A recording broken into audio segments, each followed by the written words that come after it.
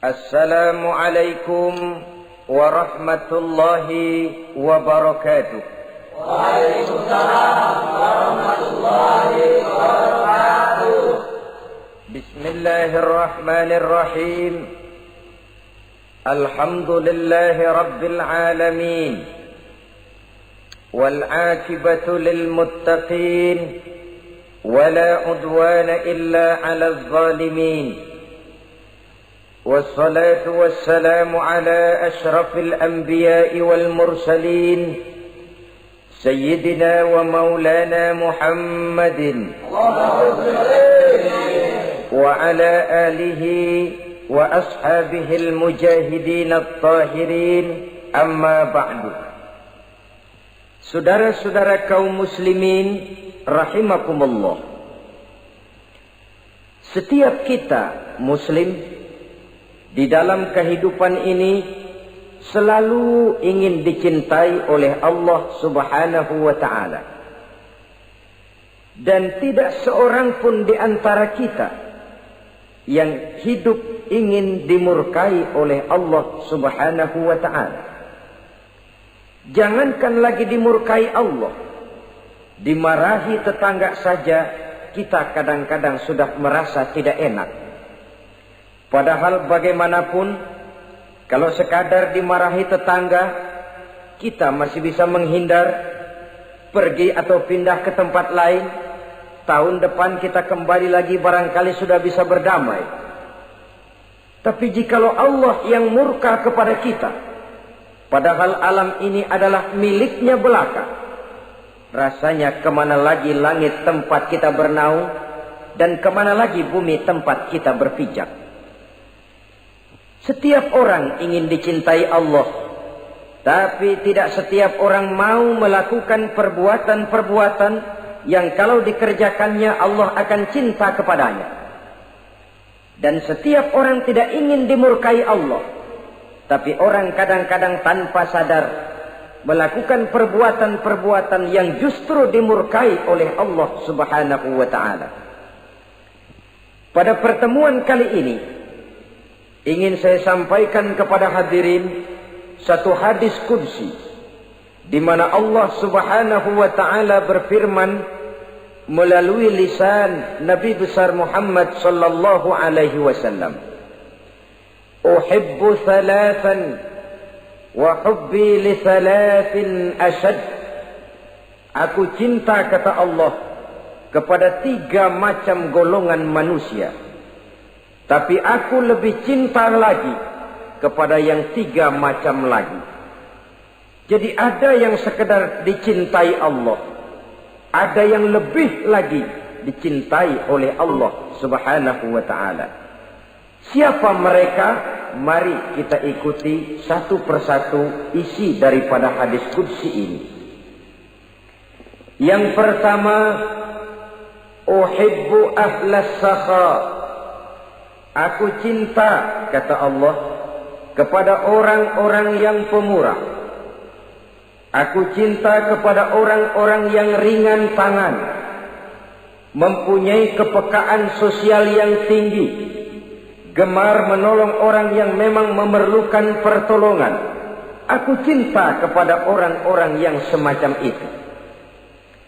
Saudara-saudara kaum muslimin rahimakumullah, di zaman sekarang ini, seiring dengan makin tajamnya persaingan hidup, makin tingginya tensi ekonomi, antara tenaga kerja yang masuk pasaran dengan lapangan kerja yang tersedia jauh dari memadai, gaya hidup orang sumsumtip semakin individualis. Timbullah sikap hidup elu-elu, gua-gua.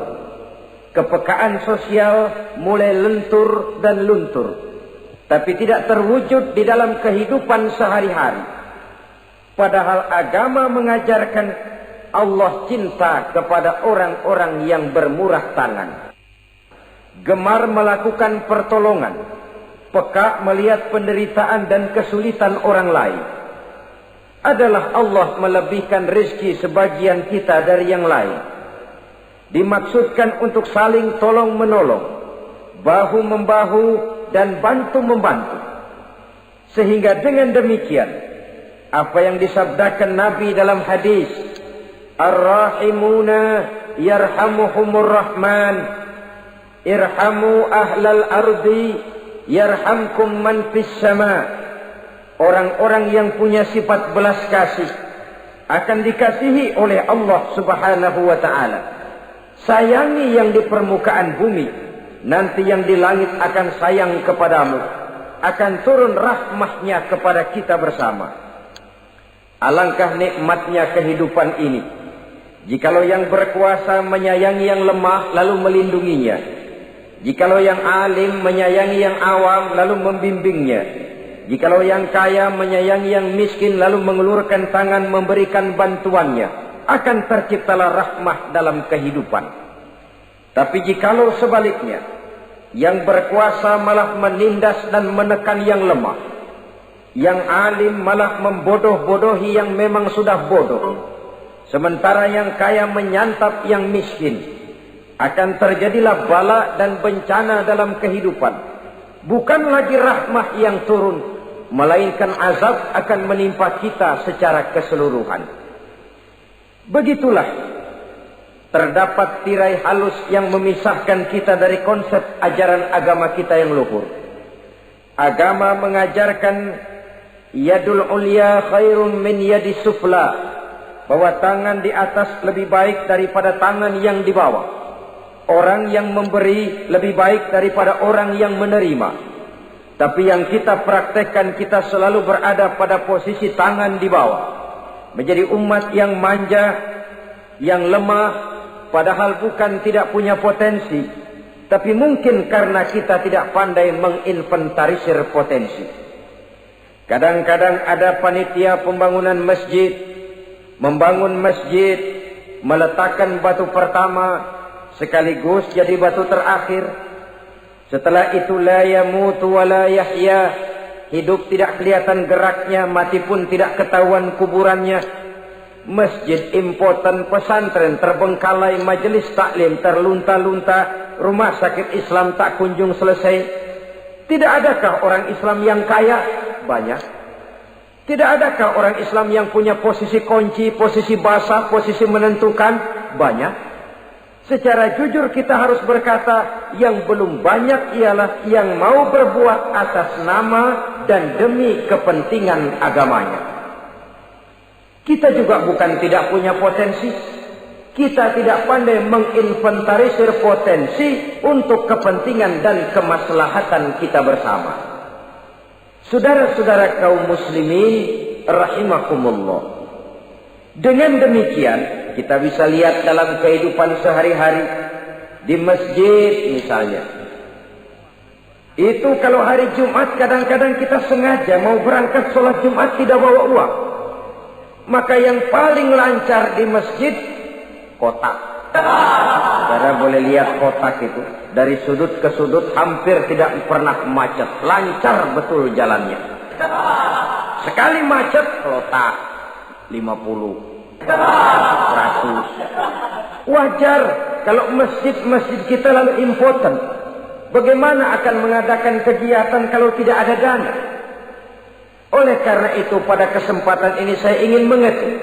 Berbahagialah kita jikalau oleh Allah Subhanahu wa ta'ala diberikan kepercayaan berupa titipan, wa mal malu wal banuna illa wadai', harta dan anak-anak tidak lain satu titipan dari Allah Subhanahu wa ta'ala, dan pada satu saat titipan itu akan diambil oleh yang empunya.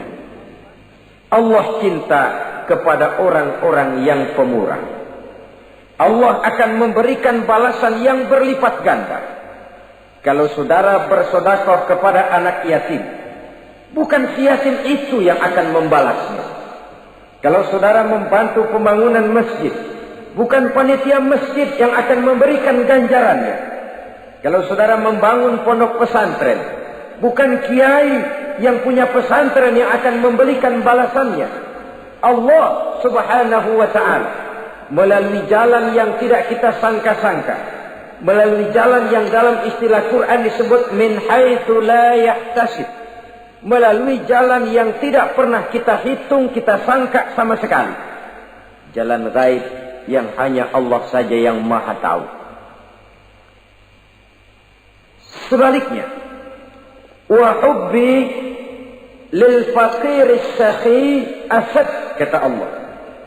Aku cinta kepada orang-orang yang pemurah, tapi aku lebih cinta lagi kepada orang-orang miskin yang pemurah. Orang kaya pemurah, Allah cinta. Orang miskin pemurah, Allah lebih cinta. Kenapa?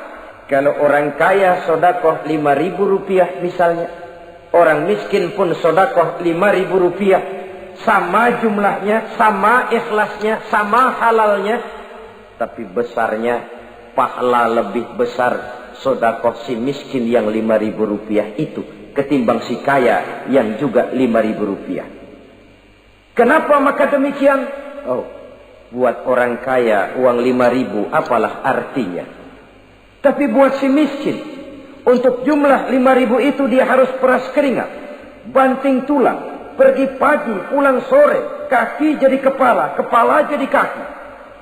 Tapi kok dia berani bersodakoh sejumlah sodakohnya orang kaya. Ini yang dinilai oleh Allah subhanahu wa ta'ala. Saudara-saudara kaum muslimin rahimakumullah, sifat inilah yang dahulu dicontohkan oleh baginda Rasul. Bahkan apa yang beliau sedekahkan kepada orang lain biasanya adalah sesuatu yang lebih baik dari apa yang beliau pakai sendiri. Watak ini yang diikuti oleh generasi sahabat. Kita ambil contoh ketika terjadi perang Tabuk misalnya. Datanglah Sayyidina Abu Bakar Siddiq, membawa seluruh harta bendanya disumbangkan di jalan Allah. Melihat ini Nabi bertanya, hal tarakta li ahlika syai'an ya Abu Bakar? Wahai Abu Bakar, begini banyak harta yang kau infakkan fi sabilillah ini, apakah buat keluargamu sudah kau tinggalkan? Sayyidina Abu Bakar dengan tegak menjawab, taraktu lahumullaha wa rasulahu. Sudah, saya tinggalkan mereka Allah dan Rasulnya. Saya tinggalkan mereka keyakinan, akidah, iman, bahwa kalau kami menolong Allah, menolong agama, Allah akan menolong kami. Bahwa kami tidak akan jadi melarat karena memperjuangkan agama. Bahwa kami tidak akan jatuh miskin kalau harta ini kami belanjakan di jalan Allah. Kami tinggalkan keyakinan itu kepada anak-anak dan istri di rumah. Sementara harta yang ada seluruhnya kami bawa kemari. Keyakinan yang dimiliki oleh Sayyidina Abu Bakar Siddiq di zaman sekarang ini sudah merupakan keyakinan yang sangat langka. Kita belum yakin benar akan kebenaran janji Allah, sehingga dengan demikian timbullah keraguan-raguan. Apa iya kalau saya belanjakan uang ini di jalan Allah akan ada balasannya? Apa iya kalau uang ini saya gunakan untuk melaksanakan ibadah akan datang balasannya? Padahal dalam hadis qudsi Allah menjanjikan, ana inda zanni abdi bi. Aku ini, kata Allah, bagaimana menurut persangkaan hambaku saja kepadaku. Kalau dia sangka baik, insya Allah baik datangnya. Kalau dia sangka tidak, aku bagaimana menurut sangka hambaku kepadaku. Itulah sebabnya dalam segala hal kita harus husnuzan, berbaik sangka kepada Allah subhanahu wa ta'ala. Saudara-saudara kaum muslimin rahimakumullah, inilah golongan pertama kekasih Allah, orang-orang yang dicintai Allah, orang-orang yang pemurah, yang sadar bahwa harta hanya sekadar titipan dari Allah subhanahu wa ta'ala.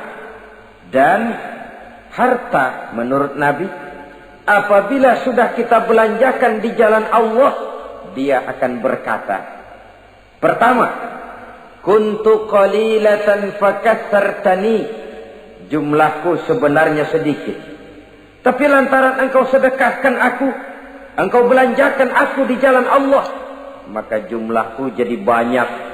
Kau sedekah 1000, dibalas 7000, dikali 10, dikali 100, masih ditambah wallahu yudha'ifu liman yasha. Allah melipat gandakan pahala kebajikan dari orang-orang yang dikehendakinya. Yang kedua, harta itu akan bicara lagi. Kuntu faniyatan fa'abqaitani. Aku ini sebenarnya fana, tidak kekal, berubah, relatif dan temporer, sirna oleh pergeseran masa dan pertukaran waktu. Tapi lantaran engkau sedekahkan aku, engkau belanjakan aku di jalan Allah, maka nilaiku jadi kekal, akan mendampingi engkau sampai di hadratullah azza wa jalla di akhirat nanti. Jadi harta yang kita tumpuk-tumpuk, yang kita sangka akan mengekalkan kita sampai tidak akan miskin 7 keturunan, dengan segala macam cara kita tempuh, dia bukan harta yang kekal. Yang kekal yang kita belanjakan di jalan Allah subhanahu wa ta'ala. Itu milik kita yang benar-benar akan kita nikmati. Yang ketiga, harta itu akan berkata lagi, kunta harisi fal ana sirtu harisaka. Dahulu kamulah yang menjaga saya, tapi sekarang setelah saya sedekahkan, setelah engkau sedekahkan aku, setelah engkau belanjakan aku di jalan Allah, bukan engkau lagi yang jaga aku, kata si harta. Akulah yang akan menjagamu. Di dunia orang yang rajin sedekah, sedekahnya itu menolak bala, terhindar dari segala bencana dan musibah. Sementara di akhirat, sedekahnya itu akan menjadi dinding yang menjaga dia dari jilatan api neraka. Demikian harta yang sudah kita infakkan, kita belanjakan, kita sedekahkan di jalan Allah itu akan menjadi pejangga kita. Sehingga Nabi menyatakan, inna sadaqatal mar'il muslim tazidu fil umri wa tadfa'u mitatas su'i. Sesungguhnya sedekahnya seorang mukmin dapat menambah umur panjang dan menyelamatkan seseorang dari mati secara su'ul khatimah. Marilah kita melihat bahwa agama ini memerlukan kita, bahwa umat ini mengharapkan pengorbanan kita. Dengan segala kemampuan yang ada pada diri kita, mari kita menyadari bahwa harta kita yang benar-benar milik kita, sesungguhnya yang sudah kita belanjakan di jalan Allah subhanahu wa ta'ala. Saudara-saudara kaum muslimin rahimakumullah, inilah golongan pertama. Golongan yang kedua yang dicintai oleh Allah subhanahu wa ta'ala, uhibbul mutawadhi'in. Aku cinta, kata Allah, kepada orang-orang yang rendah hati, orang-orang yang membawa ilmu padi, makin berisi makin merunduk, makin di puncak makin sadar akan kelemahan dan keterbatasannya. Aku cinta kepada orang-orang yang rendah hati. Adalah satu sifat dari Rasulullah sallallahu alaihi wasallam yang diriwayatkan oleh Imam Abu Ja'far Al-Barzanji misalnya, dalam rawi Barzanjinya, wa kana sallallahu alaihi wasallam syadidal haya'i wat tawadhu. Adalah Rasulullah sallallahu alaihi wasallam seorang yang sangat pemalu dan sangat rendah hati. Tawadhu, tidak melonjak menjadi angkuh dan sombong. Walaupun beliau adalah asraful anbiya wal mursalin, nabi dan rasul termulia, imamul muttaqin, imamnya orang-orang yang bertakwa, rahmatan lil alamin, diutus sebagai rahmah bagi seluruh alam, tapi tawaduknya demikian luar biasa. Ketika beliau terusir dari Mekah, kita bisa membayangkan meninggalkan kampung halaman, meninggalkan keluarga yang berbeda akidah, hijrah ke Madinah. Tapi pada lain kesempatan, ketika beliau dengan bala tentaranya masuk ke kota Mekah, dan orang-orang kafir Quraisy yang kita kenal dalam peristiwa Fathu Makkah itu, gentar hati mereka, sembunyi di dalam rumahnya masing-masing. Mereka masih ingat beberapa tahun yang silam, Dikala Nabi Muhammad dan para sahabatnya dikejar-kejar, terusir dari Mekah hijrah ke Madinah. Sekarang Rasul kembali ke Mekah dengan segala keperkasaan bala tentaranya. Mereka berpikir, andai kata Muhammad mau saja membalas dendam, habis kita ini, habis, tidak akan tersisa. Dahulu dia kita caci maki, dahulu dia kita usir, dahulu dia kita kejar-kejar untuk kita bunuh. Sekarang kita tidak berdaya. Muhammad dengan perkasa, dengan bala tentaranya yang gagah sekarang masuk ke kota Mekah. Apa yang harus kita lakukan? Mereka menunggu dan menunggu. Dan Nabi dengan gagah masuk ke kota Mekah bersama bala tentaranya. Apa ucapan yang pertama beliau lontarkan? Pembalasan dendam? Tidak. Mencari orang-orang yang dulu mengejar, memusuhi, mengancam akan membunuhnya? Tidak. Beliau tidak teriak-teriak, mana itu Abu Jahal, mana itu Abu Lahab, mana itu Abu Sufyan, mana itu dulu orang-orang yang memusuhi saya dan sahabat saya. Ayo keluar kalau berani, ha? Tidak. Pidato ucapan pertama yang keluar dari bibir yang mulia itu sungguh di luar perkiraan kufar Quraisy. Apa jawab Nabi? Pidato Nabi, al-yauma yaumul marhamah. Tuan-tuan para Quraisy, tidak usah khawatir. Hari ini adalah hari yang penuh kasih sayang. Saya masuk ke kota Makkah semata-mata untuk menunaikan ibadah. Tidak akan ada balas dendam. Tidak akan ada pertumpahan darah. Siapa yang masuk ke Masjidil Haram dia aman. Siapa yang masuk ke Masjidil Haram dia tenang, tidak akan diganggu barang sedikit pun. Bersih hatinya dari balas dendam. Tidak ada watak untuk menunjukkan kepongahan padahal beliau berada di puncak kejayaan. Tidak. Ini yang disebut syadidul haya wat tawadhu. Sangat rendah hati. Tidak melonjak menjadi angkuh dan sombong lantaran keberhasilan yang pernah dicapainya. Uhibbul mutawadhi'in. Aku cinta kepada orang-orang yang rendah hati. Makin berkuasa, makin rendah hati. Makin berilmu, makin rendah hati. Makin kaya, makin tawadhu. Wa hubbi lil ghaniyil mutawadhi asyad. Tetapi kata Allah, aku lebih cinta lagi kepada orang-orang kaya yang rendah hati. Orang miskin tidak sombong, Allah cinta. Orang kaya tidak sombong, Allah lebih cinta. Sebabnya apa? Rasa-rasanya kalau ada orang miskin tidak sombong, memang sudah harusnya. Tapi kalau ada orang kaya, apa saja dia punya. Kebunnya ada di mana-mana, kendaraannya sejumlah keluarganya, uangnya, depositonya ada di berbagai bank, pabriknya banyak. Apa saja dia punya, tapi tidak sombong, tawadhu. Ini yang lebih dicintai oleh Allah Subhanahu wa ta'ala. Saudara-saudara kaum muslimin rahimakumullah. Oleh karenanya hadis kursi ini menanamkan kesadaran kepada kita bersama bahwa yang pantas untuk sombong hakikatnya cuma Allah saja. Itu sebabnya salah satu asmaul husna Allah disebut al-mutakabbir. Kalau Allah sombong wajar karena memang tidak ada Tuhan lain selain Allah. Alam dan seluruh isinya adalah miliknya belaka.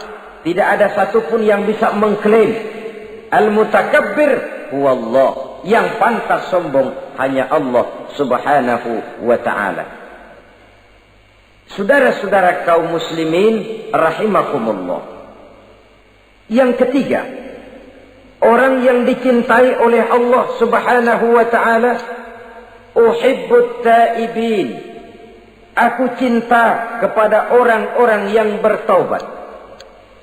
Kepada orang-orang yang apabila berbuat kesalahan, dia segera sadar. Dijadikannya kesalahan itu sebagai satu pelajaran untuk tidak diulanginya lagi pada masa yang akan datang. Adalah lebih baik kita mulai dari kertas yang kelabu, hitam sekalipun. kalau akhirnya akan menjadi lembaran-lembaran yang putih. Ketimbang kita mulai dengan lembaran yang putih, kalau akan ditutup dengan lembaran-lembaran hitam noda yang tidak berhapus. Allah Subhanahu wa ta'ala Maha Pengampun, Pengasih dan Penyayang. Ia akan memaafkan segala perbuatan yang bersifat salah dari hamba-hambanya, asalkan tidak diulanginya lagi. Manusialah yang sering kejam, membiarkan dirinya larut dan hanyut diseret arus dosa. Ia sadar itu satu kesalahan, tapi tidak berupaya untuk menyelamatkan dirinya sendiri. Apakah itu berupa yang namanya judi, minuman keras, menipu orang lain, durhaka kepada kedua orang tua, jahat kepada tetangga, suka memfitnah orang lain. Dibiarkan dirinya hanyut di dalam lembah dosa tanpa upaya penyelamatan sama sekali. Atau kadang-kadang mengulur waktu. Nanti saja sudah tua-tuaan taubatnya. Padahal waktu tidak pernah main-main. Uhibbut taibin, aku cinta kepada orang-orang yang mau bertaubat. Wa hubbi lisyabit taib asyad, tapi aku lebih cinta lagi kepada orang-orang muda yang mau bertaubat. Apabila orang tua bertaubat, Allah cinta. Anak muda bertaubat, Allah lebih cinta. Dalam usia mudanya, di mana darah masih mengalir dengan panas, sejuta khayal dan keinginan masih bersemi di dalam benaknya, dia sanggup blokir semua itu, disalurkannya di jalan Allah. Allah cinta sekali kepada orang-orang semacam itu.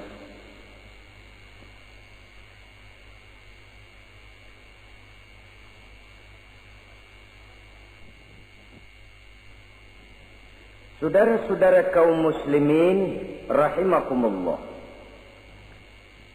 Kalau tadi sudah saya jelaskan 3 golongan orang-orang yang dicintai Allah, yakni para kekasih Allah. Orang-orang yang pemurah, gemar memberikan pertolongan. Kemudian yang kedua, orang-orang yang rendah hati. Dan yang ketiga adalah orang-orang yang suka bertaubat. Maka kemudian hadis qudsi ini dilanjutkan oleh Allah Subhanahu wa ta'ala dengan menjelaskan lawanan dari 3 golongan tadi. Kalau 3 golongan tadi adalah orang-orang yang dicintai Allah, maka 3 golongan yang berikutnya adalah mereka yang dibenci, dimurkai oleh Allah Subhanahu wa ta'ala. Siapa mereka? Jumlahnya juga 3, lawanan dari yang 3 tadi pertama. Yang pertama, saudara-saudara, abghadul bukhala, aku benci, kata Allah, kepada orang-orang yang bakhil, orang yang kikir, orang yang diberikan amanah berupa harta, lalu tidak tersentuh hatinya melihat kesulitan dan penderitaan orang lain.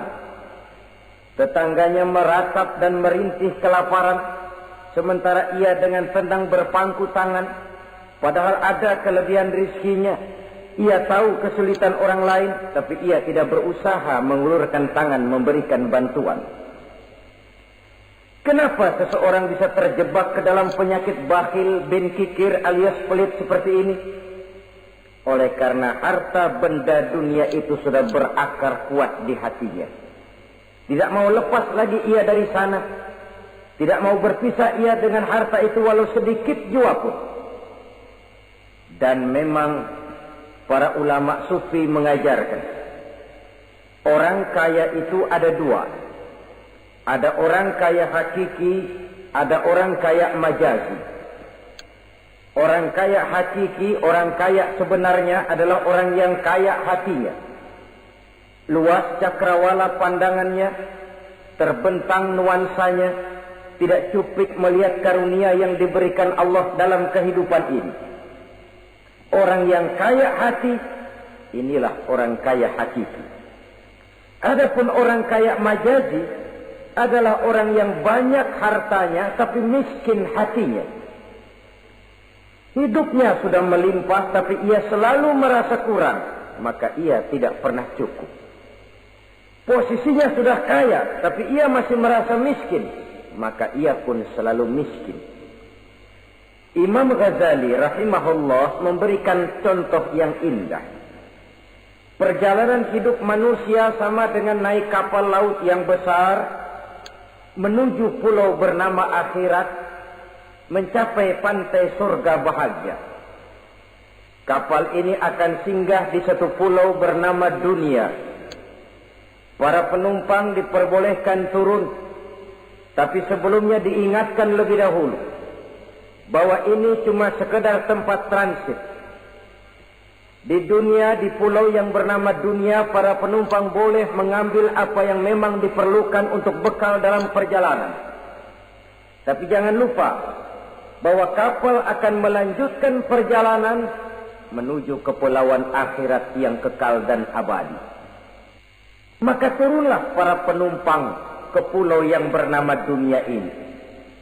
Macam-macam tingkah lakunya ketika mereka menjejakkan kaki ke pulau dunia. Ada yang tetap sadar kepada pesan nakoda. Dia turun ke pulau yang bernama dunia, yang hijau, ranau, indah, memikat, mempedaya, mempesona. Tapi ia tetap sadar, ini cuma tempat transit. Ini cuma tempat persinggahan sementara. Bukan ini tempat yang akan saya tuju. Kapal akan segera berangkat. Saya harus bersiap-siap. Diambilnya apa yang diperbolehkan di pulau bernama dunia sebagai bekal menuju perjalanan akhirat. Dan setelah itu dia segera kembali ke kapal untuk melanjutkan perjalanannya. Ada pula penumpang yang lalai. Ketika turun ke pulau bernama dunia ini, ia lupa kepada pesan sang nakoda. Ia terpedaya oleh hijau ranaunya kepulauan dunia. Ia terpikat oleh gemerlapnya kehidupan dunia. Sibuklah seluruh waktunya untuk mengambil segala yang ada di kepulauan dunia ini. Ia menyangka bahwa ia sudah sampai kepada tujuan yang sebenarnya.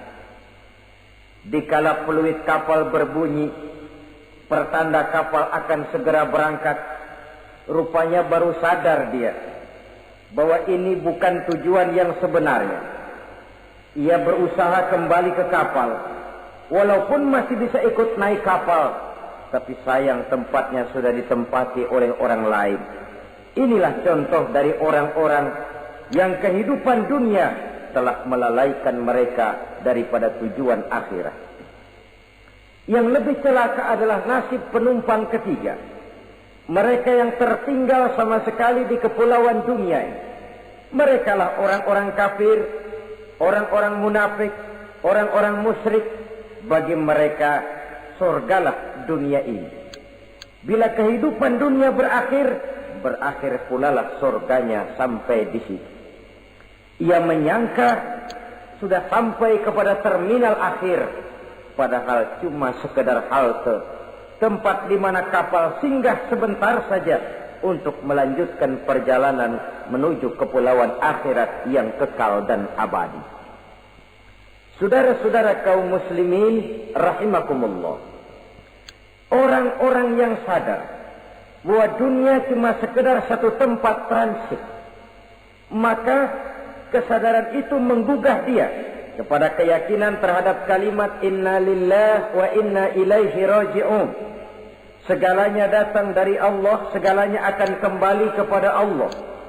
Tidak ada yang dibawanya saat ia terlahir ke alam dunia ini, dan tidak akan ada yang dibawanya kembali saat ia keluar meninggalkan alam dunia ini, kecuali iman dan amal soleh yang dikerjakannya di dalam kehidupan kita. Bukan bakhil yang menyebabkan orang cepat jadi kaya. Bukan pemurah yang menyebabkan orang jatuh miskin dan bangkrut. Tetapi kesadaran bahwa segalanya datang dari Allah, segalanya akan kembali kepada Allah, akan membuat kita walaupun memiliki harta dan benda, tapi ia tidak berurat dan berakar di dalam hati. Abghadul bukhala, kata Allah, Aku benci kepada orang-orang yang bakhil. Kadang-kadang jangankan untuk orang lain, untuk kepentingan agama, dirinya sendiri saja tidak bisa menikmati kekayaannya. Kaya dia sebenarnya, tapi dia tidak sadar akan kekayaannya. Lebih celaka lagi, dia tidak tahu untuk apa kekayaan itu akan dipergunakan. Lahirnya mazhab materialisme, hidup serba cukup, serba ada, seperti yang kita lihat di negara-negara yang makmur, di Eropa bagian barat misalnya. Keluarga-keluarga jet set yang akhirnya bingung karena kebanyakan harta. Kalau kita di timur umumnya bingung karena tidak punya harta. Di sana orang bingung karena kebanyakan harta, mau diapakan harta itu. Akhirnya timbullah gaya hidup yang aneh-aneh. Membentuk klub-klub nudis terlepas dari pergaulan dunia ramai. Bergerombol tidur di goa-goa. Padahal rumahnya macam istana, kamarnya 37, ada kolam renang, ruangan ber-AC. Kemana pergi mobil sejumlah keluarga. Dari merek-merek yang mewah, keluaran mutaakhir. Tidak puas mobil punya kapal pesiar, kapal laut. Tidak cukup kapal laut, punya kapal pesawat terbang pribadi. Apa yang dimau, uangnya bisa bicara. Tapi akhirnya lalu sampai kepada titik jenuh. Sampai kepada yang namanya frozen emotional attitude. Dan sikap bakhil inilah yang pada akhirnya mendorong seseorang untuk sampai kepada tingkat yang disebut tamak, rakus, serakah. Dan mental semacam ini tidak hanya membahayakan bagi pribadi yang punya watak, tapi juga bagi lingkungan, bagi masyarakat. Bahkan dalam skopnya yang luas, bagi pertumbuhan suatu bangsa, bagi pertumbuhan suatu negara.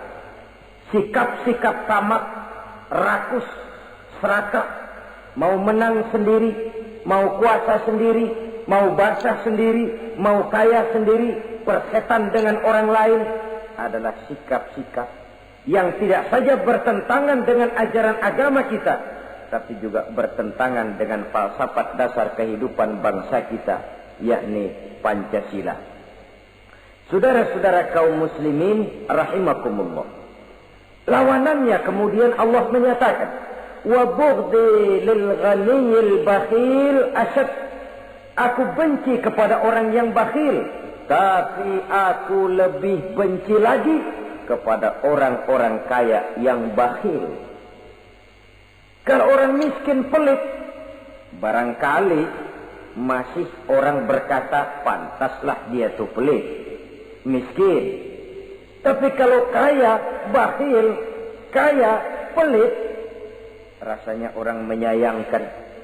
Apa saja dia punya, tapi bakhil, pelit, tidak sadar bahwa itu adalah amanah Allah yang suatu saat akan dimintakan pertanggungan jawab di padang mahsyar nanti.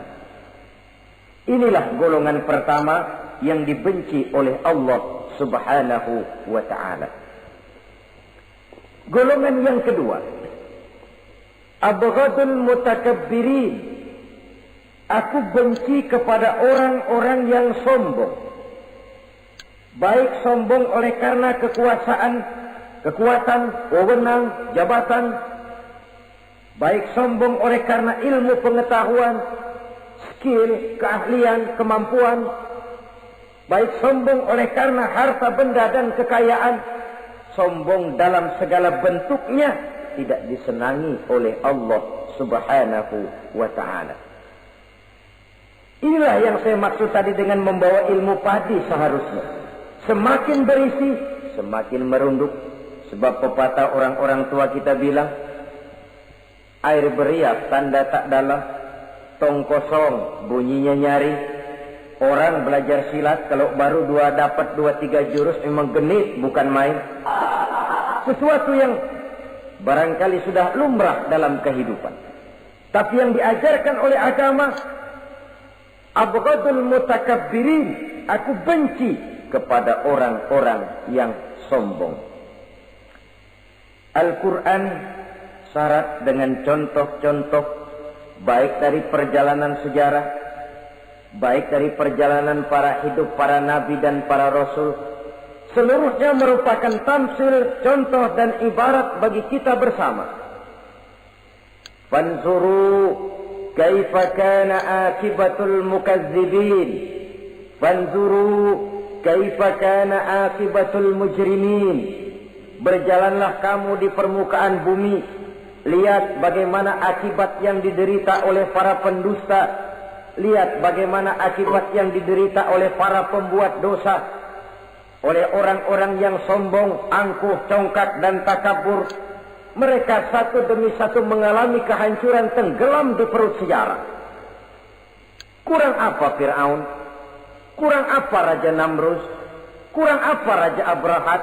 Tentaranya gagah perkasa, kekuasaannya luas, istananya megah dan besar, pengawalnya gentayangan di mana-mana, intelnya selalu siap siaga menjaga keamanan. Sang raja diraja, entoh waktu berputar masa beredar, tenggelam oleh perputaran waktu dan peredaran zaman. Tidak ada satu keabadian dalam kehidupan ini. Akankah kita melahirkan Fir'aun kelas baru? Namrud di zaman modern, Abrahat gaya kini, yang semakin berada di puncak kekuasaan semakin lupa diri dan lupa daratan, menjadi orang yang hanya mau benar sendiri, adil sendiri, makmur sendiri, tidak peduli menari di atas bangkai dan penderitaan orang lain. Akankah kita melahirkan korun gaya baru yang sombong oleh karena harta kekayaan yang berlipat ganda? Ataukah kita akan melahirkan barsisul abid gaya baru yang sombong oleh karena ilmu pengetahuan yang dimilikinya? Marilah kita menyadari al-mutakabbir huwa Allah. Yang pantas, boleh dan sombong, wajar untuk sombong, cuma Allah subhanahu wa ta'ala. Abghadul mutakabbirin, aku benci kepada orang-orang yang sombong. Saudara-saudara kaum muslimin rahimakumullah, lawanannya kata Allah, selebihnya wa bughdi lil faqiril mutakabbir asyad. Tetapi kata Allah, aku lebih benci lagi kepada orang miskin yang sombong. Ini yang sudah tidak punya pilihan. Orang pintar sombong barangkali lumayan, goblok sombong minta ampun. Pejabat sombong barangkali karena punya pangkat. Rakyat sombong, apa yang mau disombongi? Orang kaya sombong barangkali karena kekayaannya. Melarat, miskin, sombong, minta ampun. Sebab itu kata Allah, aku benci kepada orang-orang sombong, tapi aku lebih benci lagi kepada orang-orang miskin yang sombong. Hadis qudsi ini tentu saja memberikan satu kesadaran rohani yang paling dalam pada kehidupan kita setiap pribadi muslim, bahwa kita sejauh yang bisa kita lakukan hanyalah berusaha berbuat. Kita terikat oleh sunnatullah, kata kita orang beragama, hukum alam kata para ahli alam, natural of law katanya. Tapi di sebalik itu sesungguhnya segala hasil usaha, kepastian dan ketentuannya hak prerogatif dari Allah subhanahu wa ta'ala. Sehingga pada puncaknya kita akan sampai kepada pengjujur, la haula wa la quwata illa billah.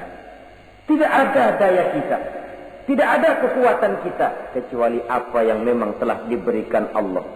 Ialah sumber daya, sumber gerak, sumber seluruh kekuatan. Dan kita manusia hanya mencapai itu kalau dikaruniai oleh Allah subhanahu wa ta'ala. Sewajarnya, makin bertambah ilmu, makin sadar kita akan kebodohan kita. Seperti yang diucapkan oleh Al-Imam Syafi'i rahimahullah, setiap tambah ilmuku, bertambah taulah aku akan kebodohanku. Sewajarnya, semakin bertambah harta kita, semakin sadar kita akan kemiskinan kita.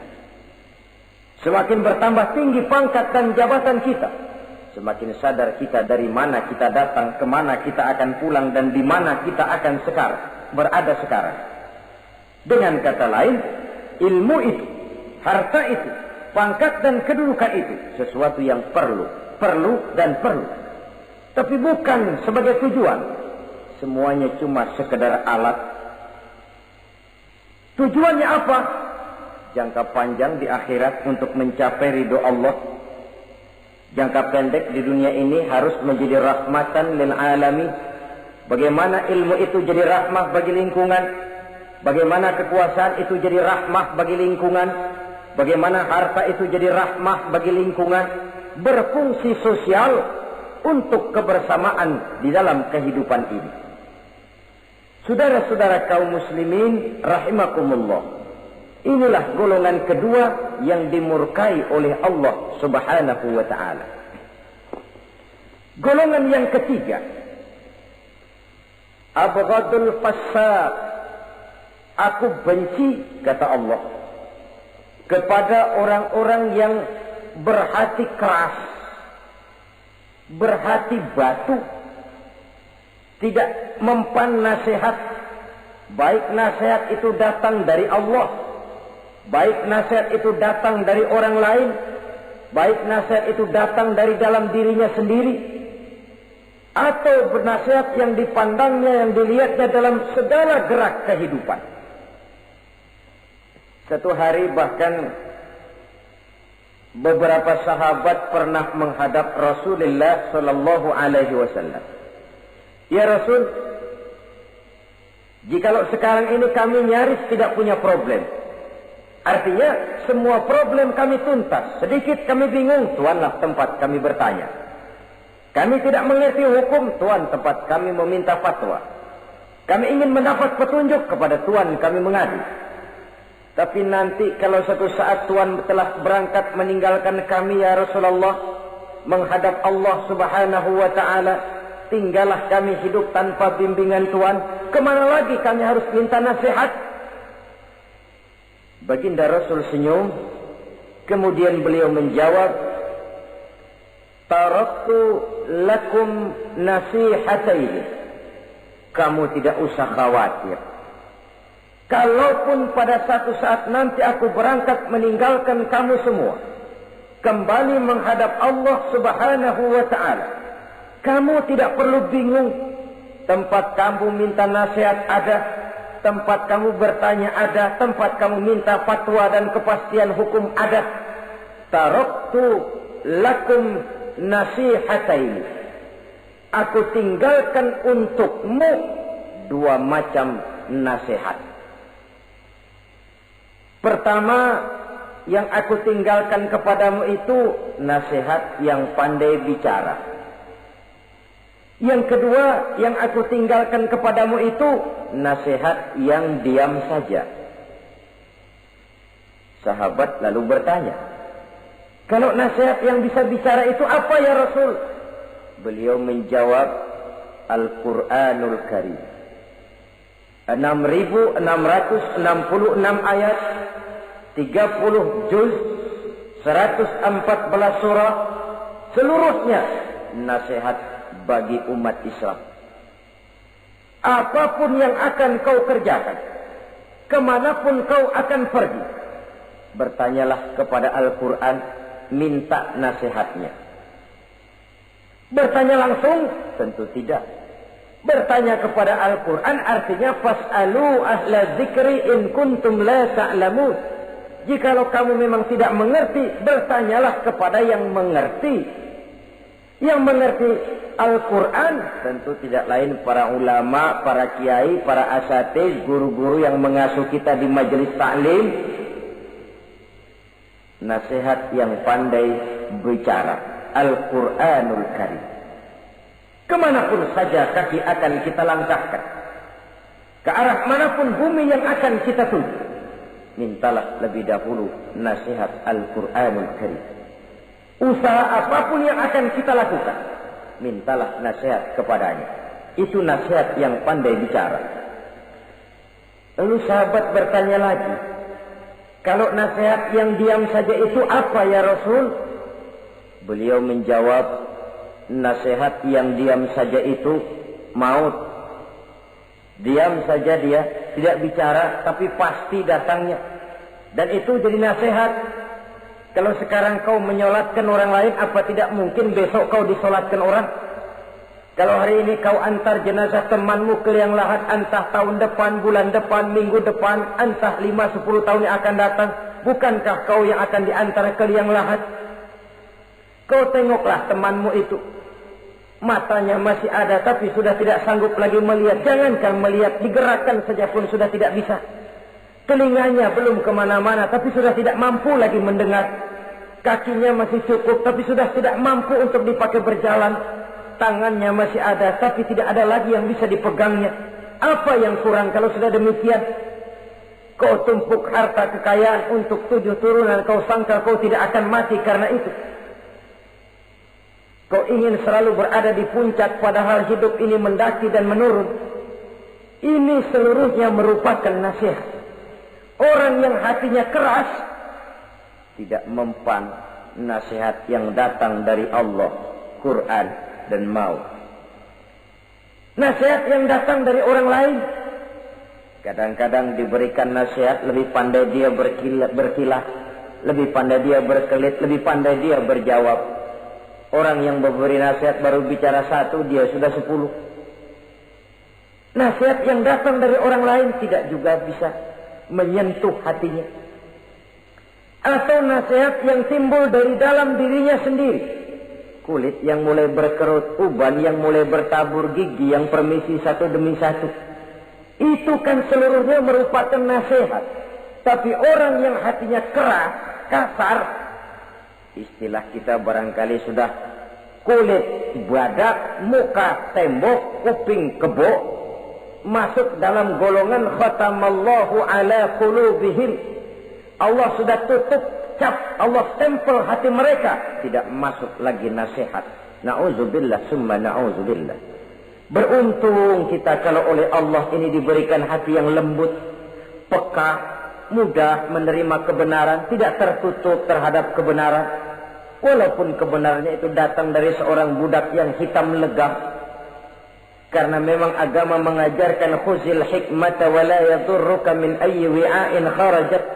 Ambillah hikmah, ambillah kebenaran, tidak usah terlalu kau pedulikan dari mana sumbernya. Asal itu merupakan kebenaran, jadikan sebagai nasihat di dalam kehidupan.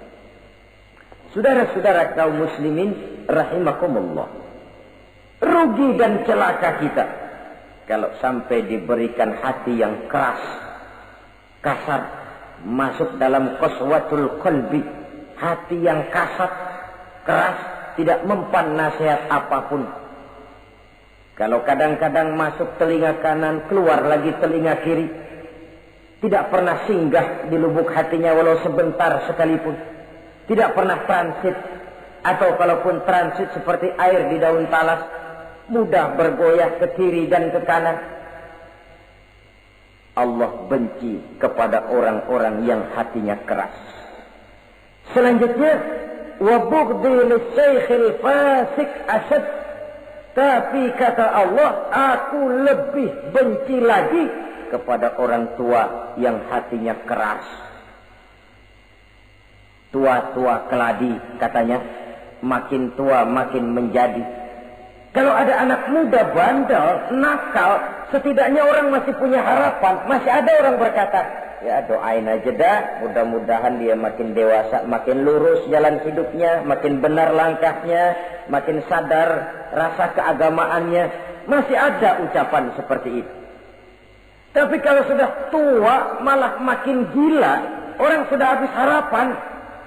Paling orang bilang, tuh aki-aki, udah asar, udah maghrib, udah dekat ke lubang kubur, bedung menggerib masih nyingsot aja di perapatan. Saudara-saudara kaum muslimin, habis rasanya harapan orang. Aku benci kepada orang yang hatinya keras, tapi aku lebih benci lagi kepada orang tua yang berhati keras.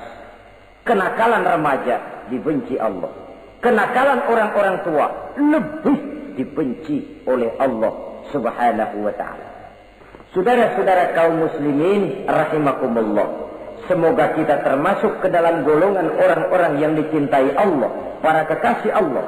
Dan kita berlindung kepada Allah, jangan sampai termasuk ke dalam golongan orang-orang yang dimurkai dan dibencinya. Inilah yang kita bicarakan pada pertemuan kali ini.